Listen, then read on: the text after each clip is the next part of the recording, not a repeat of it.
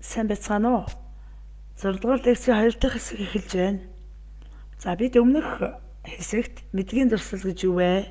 Хэмэд оюун ухаанд дах мэдлэгийн төрлүүд, мэдлэгийн дурсал ба үндэслэл тэдгээрийн төрөл, за мэдлэг сойрлсон агентууд ба тэдгээрийн бүрэлдэхүүн, логикийн төрлүүд, хэмэд оюун ухаанд дах индукцийн талаарх ойлголтууд, түүний ажиллагаа, шин чанар, мэдлэгийн сан ба гаргалгаа гэсэн ойлголтуудыг танилцсан билээ.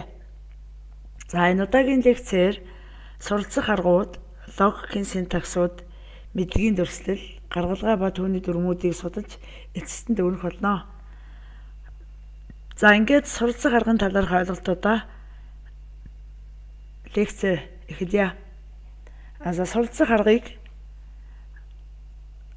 холбоон тулгуурласан, мэдрэгт тулгуурласан индукцийн тайлбар тулгуурласан суралцах арга гэх мэтээр ангилдаг бахна. Харсан зүйлдээ тулгуурлаж үйлдэл хийдэг ч гэсэн хараагүй эсвэл логик суурьгүй таамаглал дэвшүүлдэггүй. За энэ нь хоосон зүйлээс шин зүйл сурахгүй харин дедукцийн байдлаар сурдаг. Харин мэдлэг тулгуурласан индукцийн сургалтанд цэвэр индукцийн бөгөөд таамаглалуудаа чадхаараа энгийн байдлахыг зорддог. За энэхүү мэдлэгээр сургалтын эргэлзээтэй байдлыг бууруулах боломжтой байна. За тайлбарт үндэслэн суралцах арга ESL түрүү өмнөх лекцэн дээр нэг хальт дурддагдаад өнгөрсөн тийм ээ. За туршлага дээр суурилсан сургалт нь одоо хувь хүний ажиглалт туршилтаас ерөнхий мэдээлэл гаргаж авдаг. За жишээ нь энгийн дифференциал тооцоолол болон илэрхийллийн хялбарчлага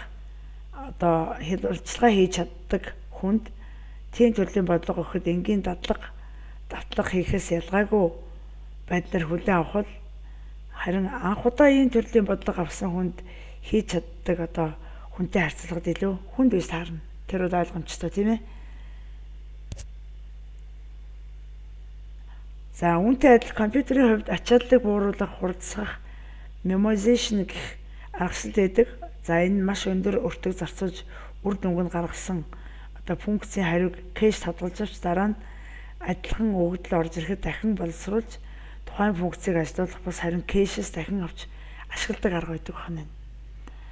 За жишээ түрүүний математикийн жишээг эргээд тайлбарлая. Дахин нэг өөр жишээгээр тайлбарлая. За айлгорын илэрхийллийг хялбарчлах, дифференциалчлах талаар хувь хүмүүстээр жишээ авч үзье л да.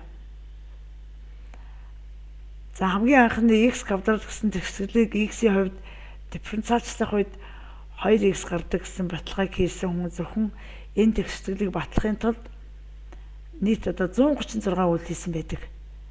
За энэ их туршилт үйлдэлийн үр дүнд адил төстэй тэгшгэлүүдийг илүү хялбар хурдан бодох боломжийг дараагийн хүмүүст бий болгож өгсөн нэг жишээ байна. За тэгвэл түрүүний компьютерийн хувьд ачааллыг бууруулах хурдсах аргачлалын хувьд бол альва нэг зүйл эсвэл асуудлын утга учирыг ойлгосон бол бусад төстэй нөхцөл илүү өндөр түвшний асуудлуудад өмнөх төстэй асуудал бодлого нөхцөлийн дагуу хариуг ашиглах боломжтой байдаг гэдгийг энэ жишээнээс бас харж болох нь тийм ээ. За холбоон тулгуурласан суралцах арга. За энэ болохоор нөгөө түрүүний өмнөх лекцэн дээр яригдсан Бразил улсаар анх удаа аялж байгаа хүнтэй уулзсан Бразил хүн Португал хэлээр ярьсанд Бразил улсын иргэд Португал хэлээр ярьдаг дүгнэлтийг итгэлтэйгээр хийцэн. За ийм дүгнэлтэнд хүрэхэд түүнд байсан альва нэг улсын хүмүүс нэг хэлээр ярьдаг гэсэн суур мэдлэг тусалцаа үзүүлж байна тийм ээ. За эндээс хэл гэдэг нь үндэсний үүрэг биелэл гэж ойлгож байна. Ийм холбоотой илэрхийлэл өгүүлбэрийг функцийн хамаар төсөл тодорхойлт гэж нэрлэдэг байна. Тэгэхээр ерөнхийдөө энэ тодорхойлт болон ажиглалтын логик үр дүнд ерөнхийдөө дүгнэх нөхцөл бүрднээл гэсэн үг байна тийм ээ. За мэдлэгт тулгуурласан индукцийн суралцах арга нь болохоор зэрэг ямар арга байна вэ гэхээр энэ дээр за логик индукцийн програмчлал гэсэн арга байна. За энэ програмчлал нь болохоор логик програмуудад тодорхой таамаглал дээр төвлөрдөг. За анхны дарааллын аргаар гарч ирэх индукцийн аргуудын нэгдэл гэж үздэг байна. За энэ аргачлал нь 3 томоохон шалтгааны улмаас алдартай болсон. Эхнийх болох логик програмчлал нь мэдлэг тулгуурласан индукцийн сургалтанд ерөнхий ойлголтыг өгдөг. За хоёрдугаарт төлөвлөлтөнд тулгуурласан алгоритмуудыг сурахад хэцүү зүйлийг нь амархан аргаар анхны дарааллын онолуудыг жишээнээс ашиглаж ерөнхий индукцийн бүх алгоритмыг авах боломжтой байна. За гуравдугаарт логик индукцийн програмчлалын гаргаж буй таамаглалууд нь энгийн хүнд илүү ойлгогдохоор байдаг байна. Тэгэхээр дээрээс доош индукцийн сурах арга нь хамгийн ерөнхий дүрмүүдийг гаргаж тэдгээрийг баг багаар өгөгдөлтөд тохируулж өгдөг байна. За энэ шийдвэрийн модны сургалттай төстэй ба шийдвэрийн мод нь харагдаж байгаа зүйл нь доктортой болтол ихсэх явдал байна. Хүмүүс мэдлэгийг хамгийн сайн ойлгож сэтгэж тайлбарлаж чаддаг. Хүн аливаа зүйлийг мэддэг бөгөөд энэ мэдлэг тэдний мэдлэгийн дагуу бодит ертөнцид янз бүрийн үйлдэлүүдийг хийдэг. Гэхдээ машинууд бүх зүйлийг мэдлэгийн дүрслэл үндслээр хийж гүйцэтгэдэг. Тиймээс бид мэдлэгийн дүрслэлийг дараах байдлаар тодорхойлж болно. За мэдлэгийн дүрслэл болон үндслэл нь хэмэл оюуны агентуудын сэтгэх чадвар нь ухаалаг байдалд хувь нэмрээ оруулдаг хэмэл оюун ухааны нэг хэсэг юм. За энэ бодит ертөнцийн талаарх мэдээллийг төлөөлөх үүрэгтэй бөгөөд ингэснээр эрүүл мэндийн байдлыг онцлох, хүмүүстэй их хэл дээр харилцах, гэх мэт бодит ертөнцийн хүндрэлтэй асуудлуудыг шийдвэрлэхийн тулд компьютер энэ мэдлэгийг ашиглаж чаддаг байна. За энэ хэмэл оюун ухаанд хэрхэн мэдлэгийг дүрсэж болохыг тодорхойлдог. Тэгэхээр мэдлэгийн дүрслэл нь зөвхөн өгөгдлийг зарим мэдээллийн санд хадгалахаас гадна ухаалаг машиныг тухайн мэдлэг туршлагаас суралцаж хүн шиг ухаалаг бие авч явах боломжийг олгодог байна.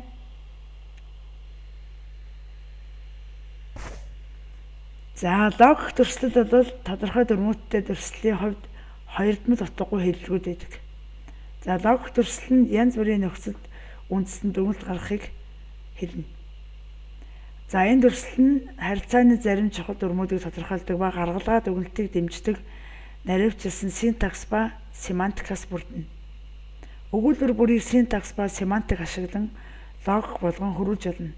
За жишээ нь зарим хүмүүс ухаантай эсвэл сачин крикерт дуртай ч гэдэг юм уу те ийм байж болно. За ийм өгүүлбэрүүд байж болох нь шүү дээ. За тэгвэл бид илэрхийлэлт логик дээр зөвхөн үнэн эсвэл худал баримтыг л дүрсэлж чадна. Логик илэрхийлэлд PL нь нийтмэл буюу төвөгтэй өгүүлбэр эсвэл их хэлний илэрхийллүүдийг дүрслэхэд хангалтгүй юм.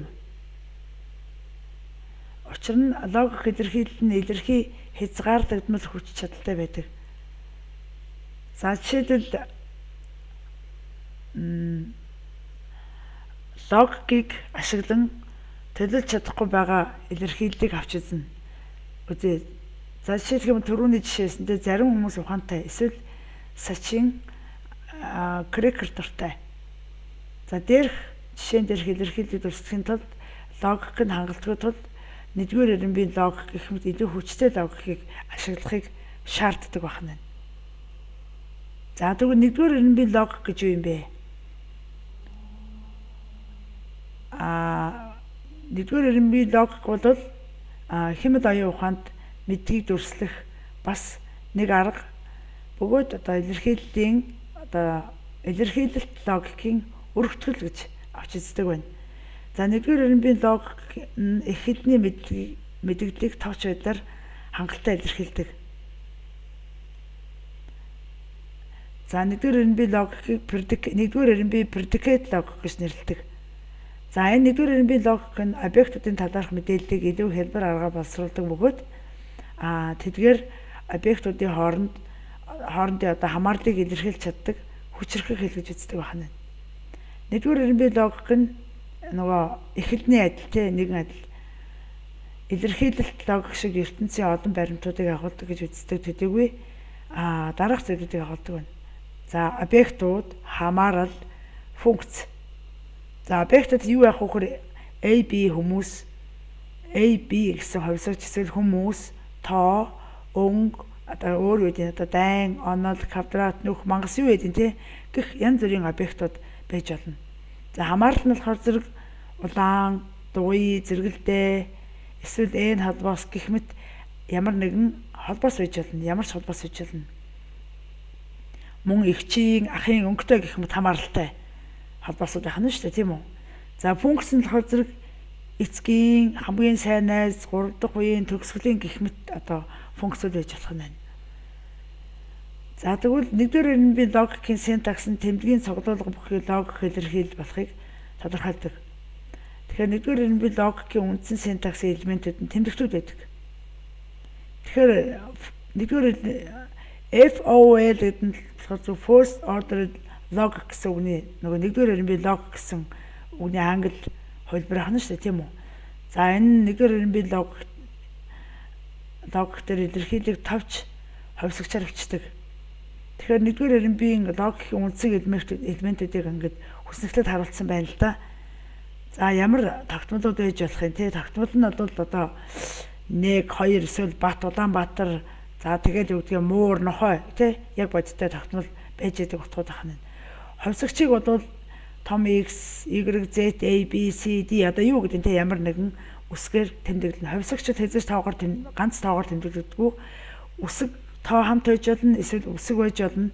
Янз бүрийн тэмдэгтээр бас эхэлж болдгоо.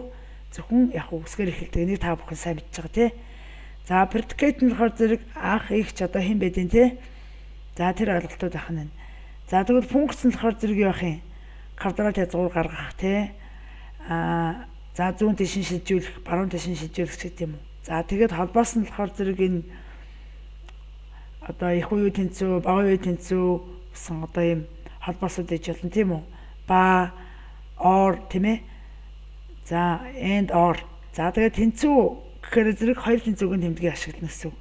За тоо хэмжээ болохоор зэрэг одоо E одоо тий A гэсэн энэ тэмдэглэгээнүүдийг ашигладаг байна. За тэгвэл нэгдүгээр эренбийн логикийн синтакс нь ямар ах вэ? За атомын өгүүлбэр бол яг нэгдүгээр эренбийн логикийн үндсэн өгүүлбэр юм. Эдгээр өгүүлбэрүүд нь predicate тэмдгээс бүтсэн бөгөөд дараа нь утгыг тэгээд дарааллыг нээлт хаалтанд оруулдаг тий. За том атом өгүүлбэрийг predicate хэлбэрээр доорх байдлаар дурсаж ялна. За алтан дотор term 1, term 2 гэх мэт term n хүртэл тий. За жишээлх юм бол энэ тийм байж болох вөхөр инх, батнаар аханд байсан. За тэгвэл ахнар нь хэн юм? Инх бат байна тийм үү? За тэгвэл кики бол муур. За энэ дээр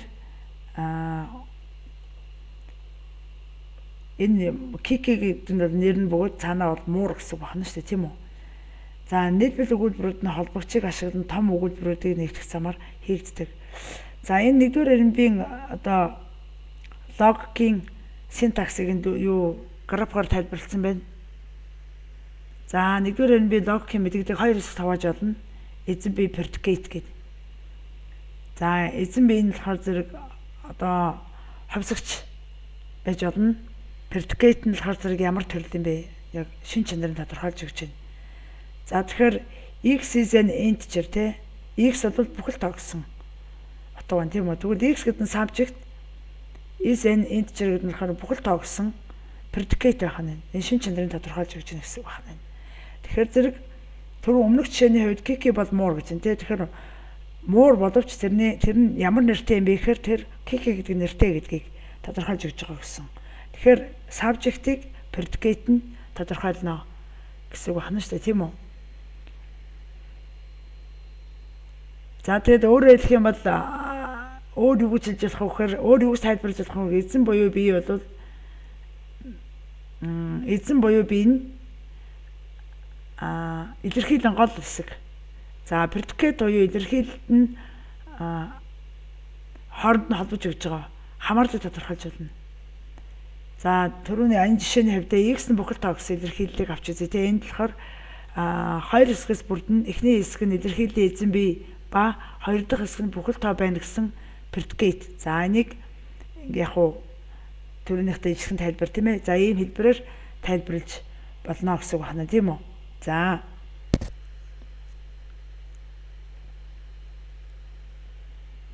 нэгдүгээр нь би логикт тоон үзүүлэлтэд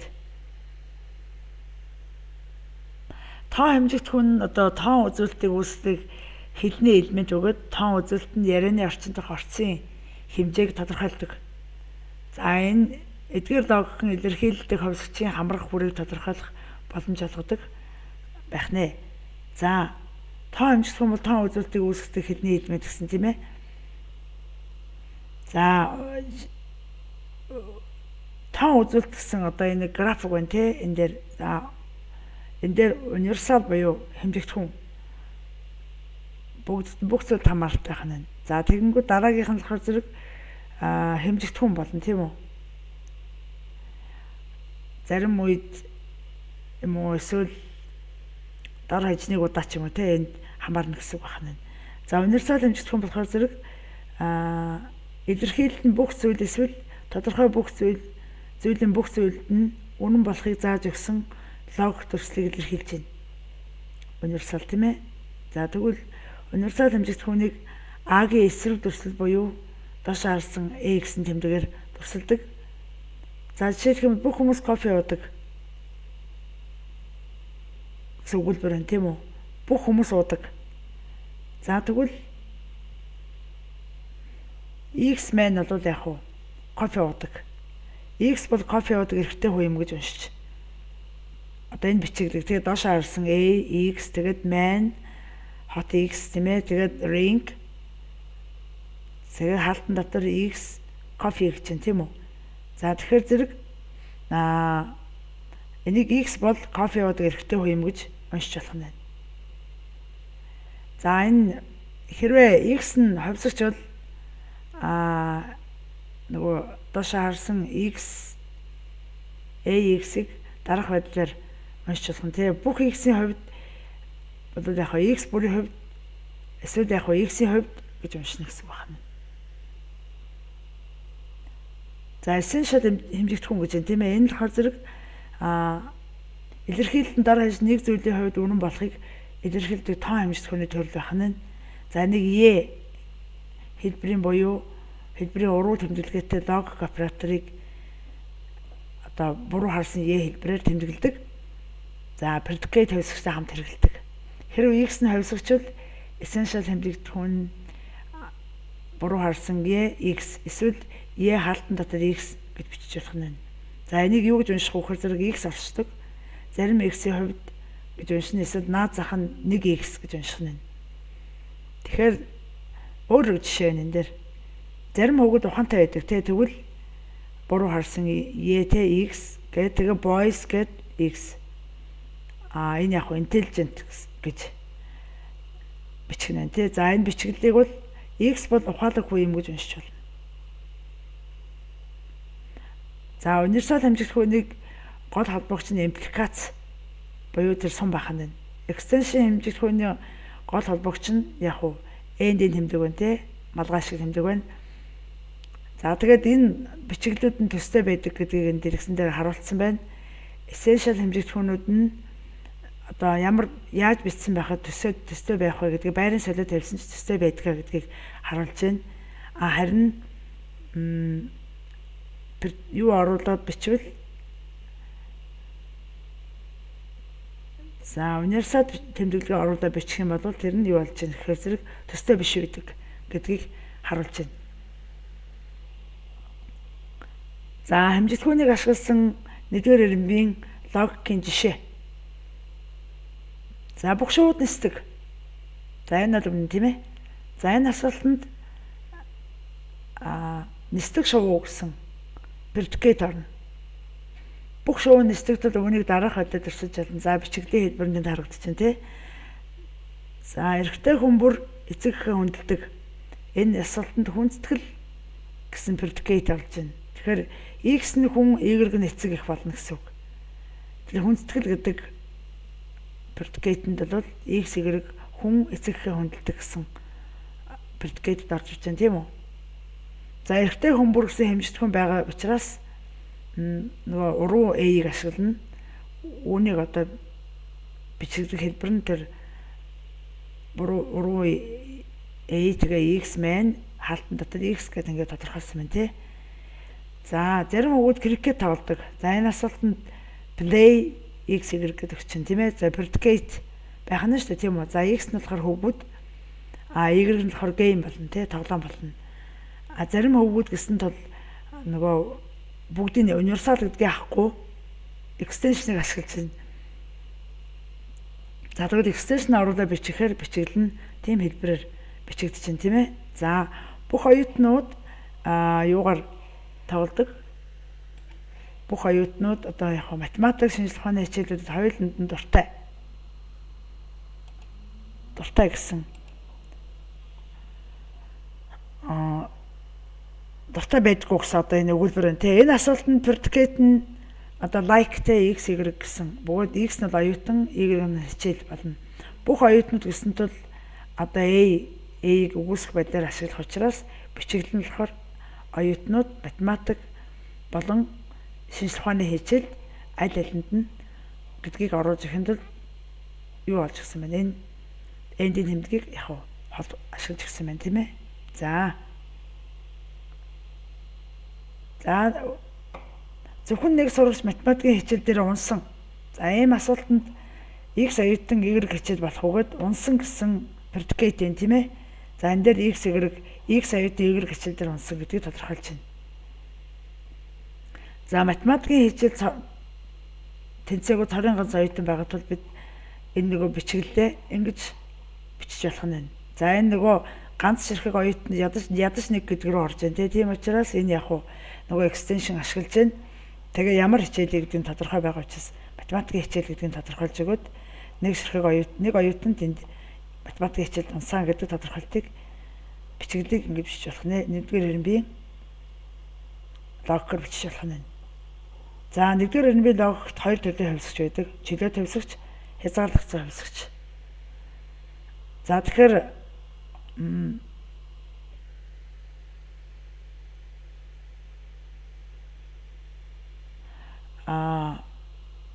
чөлөө хувьсгч нь болохоор зэрэг хэмжигт хүний хүрээнээс гадуур гарсан тохиолдолд хамяаны чөлөө хувьсгч эздэг. За энд Z нь чөлөө хувьсгч байна. За хязгаарлагдсан хувьсгч нь болохоор зэрэг хэмжигт хүний хүрээнд тохиолдолд хамяаны хязгаарлагдсан хувьсгч эздэг. За энд X, Y нь хязгаарлагдсан хувьсгчд байх нь тийм ээ.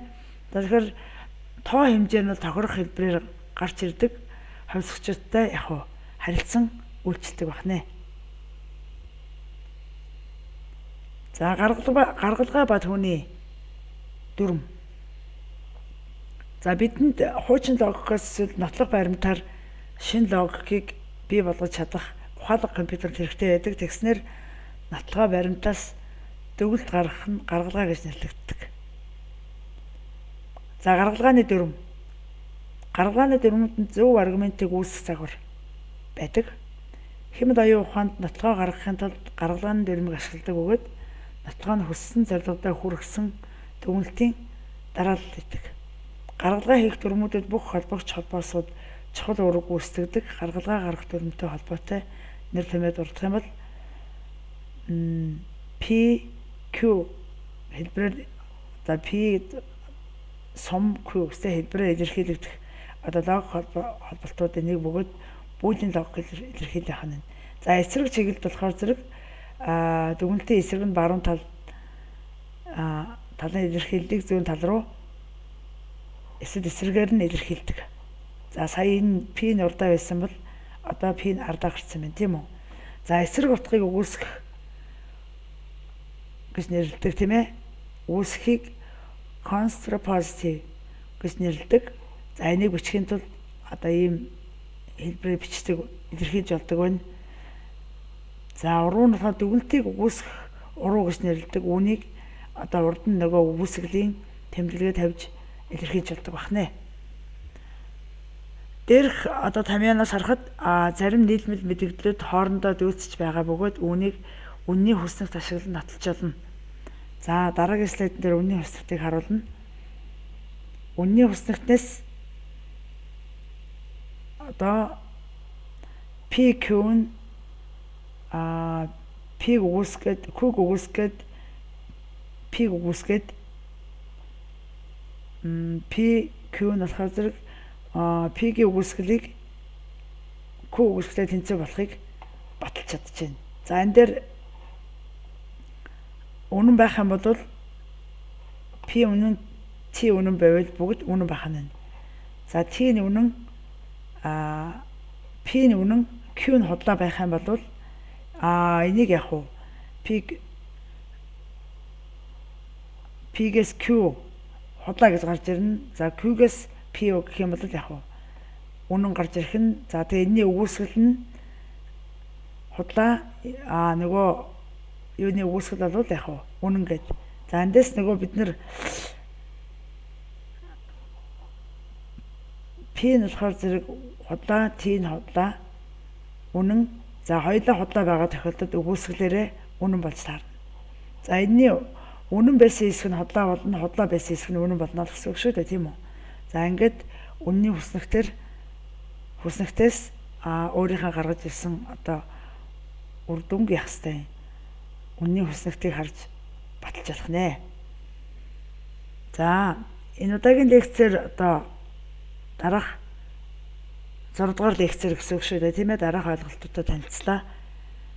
Мэдлэг суурилсан агентуудыг танилцуулж, ийм агентууд дэлхийн ертөнцийн талаарх хэрхэн тодорхойлохыг доорх гол ойлголтуудаар харуулсан байгаа. За ухаалаг агентууд сайн шийдвэр гаргахад ертөнцийн тухай мэдлэг хэрэгтэй. За мэдлэг нь мэдээллийн базад хадгалагддаг. Мэдлэгийг дүрслэх, хэл дээрх өгүүлбэр хэлбэрээр агентууд агуулгаддаг. За мэдлэг суурилсан агент нь мэдлэгийн самбаа дүгнэлт гаргах механизмаас бүрддэг. За энэ мэдлэгийн базад ерөнхий ертөнцийн тухай өгүүлбэрийг хадгалах, шинэ өгүүлбэр гаргах дүгнэлтийн механизмыг ашиглаж эдгээр өгүүлбэрийг ашиглан ямар нэг арга хэмжээ авахаа шийдэх замаар үйл ажиллагаа явуулдаг. За дүрслийн хэл нь өгүүлбэрийн бүтцийг тодорхойлсон синтакстай, үүний семантикууд нь боломжит ертөнц эсвэл моделийн өгүүлбэр бүрийн үннийг тодорхойлдог. За дүгнэлт гэдэг нь хуучин өгүүлбэрээр шинэ өгүүлбэр гаргах үйл явц байдаг байна. За зөв дүгнэлт нь зөвхөн харилцан хамааралтай өгүүлбэрийг үүсгэдэг. Бүрэн алгоритмд нь бүх өгүүлбэрийн хамаарлыг гаргаж ирдэг байна. Илэрхийлэлт логик нь болохоор илэрхийллийн тэмдэг ба логик холбогч хэсгүүдээс бүрдэх энгийн хэл байна. Энэ үнэн, худал эсвэл огт үл мэдэгдэх илэрхийллүүдтэй ажилладаг. За тодорхой үгийн сан бүхэн илэрхийллийг дүрслэх боломж загваруудын багц нь хязгаарлагдмал тул загварчлалыг харилцан хамаарлыг шалгах замаар моделийн илэрхийллийг багасгаж болдог байна. Илэрхийлэлт логик нь хязгааргүй хэмжээтэй орчныг өргөжүүлж чаддаг учраас цаг хугацаа, орон зай, объектуудын хоорондын харилцааны хэв маягийг товчхон шийдвэрлэх чадваргүй байдаг.